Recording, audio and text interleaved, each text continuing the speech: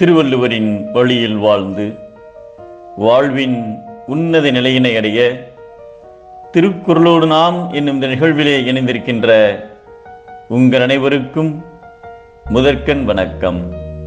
குறள் எண் 608, அதிகாரம் மடியின்மை. கிருதயுக காலத்தில் ஒரு பெரிய ஒட்டகம் இருந்தது. அதற்கு தனது முந்தைய பிறவிகளை பற்றிய அனைத்து நினைவுகளும் இருந்தன. அதன் காரணமாக கடுமையான விரதங்களை கடைபிடித்து பிரம்மாவை நோக்கி தவம் செய்து வந்தது.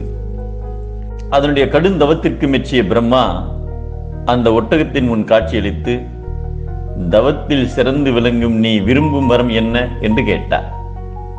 உடனே ஒட்டகம், படைப்பு கடவுளே, 100 யோஜனை தூரத்தில் உள்ள உணவையும் நான் இருக்கும் இடத்திலே இருந்தபடியே உண்ணும் வகையில் என் கழுத்து நீளும்படி அருள் புரிய வேண்டும் என்று வேண்டிக் கொண்டது. அப்படியே ஆகட்டும் என்று பிரம்மா வரமளித்தார்.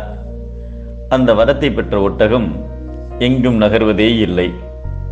உணவு உண்பதற்கு அது இருக்கும் இடத்திலிருந்தே கழுத்தை வெகு தூரம் நீட்டி உணவை உண்டு காலம் கழிக்க ஆரம்பித்தது. அதனுடைய சோம்பல் நாளுக்கு நாள் மிகுதியானது. ஒரு நாள் காற்றில் காற்றும் வீசத் தொடங்கியது. உடனே அது தனது கழுத்தை ஒரு குகைக்குள்ளே நீட்டிக்கொண்டது.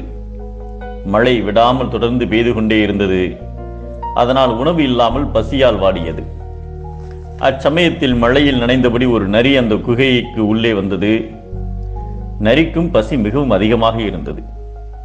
அது ஒட்டகத்தின் கழுத்தை பார்த்ததும் கடித்து தின்ன ஆரம்பித்தது. அப்போது ஒட்டகம் கழுத்தை சுருக்கிக் கொள்ள எவ்வளவோ முயற்சி செய்து பார்த்தது. ஆனால் கழுத்தை சுருக்கிக் கொள்ள முடியாமல் பெருந்துன்பம் அடைந்தது. அதனால் நரி மிகுந்த மகிழ்ச்சியுடன் ஒட்டகத்தின் கழுத்தை மேன்மேலும் கடித்து தின்று ஒட்டகத்தை கொன்று விட்டது. நரிக்கு அது மிகச்சிறந்த விருந்தாக அமைந்தது. மழை விட்டதும் நரி குகையை விட்டு மகிழ்ச்சியுடன் வெளியே வந்தது. ஆனால் உயர்ந்த குணங்களை கொண்டிருந்த ஒட்டகம் தனது முட்டாள்தனமான சோம்பலால் உயிரையே இழந்தது. உயர்ந்த குடியில் பிறந்தவரிடத்தில் சோம்பல் நிலை பெறுமானால் அது அவனை தன் பகைவனிடம் அடிமையாக்கிவிடும் என்பதை மடிமை குடிமைக்கண் தங்கின் தன் ஒன்னார்க்கு அடிமை புகுத்திவிடும் என்கிறார் நம் தெய்வப்புலவர் திருவள்ளுவர். சோம்பல் குடும்பத்தை அழிக்கும், உழைப்பே குடும்பத்தை உயர்த்தும்.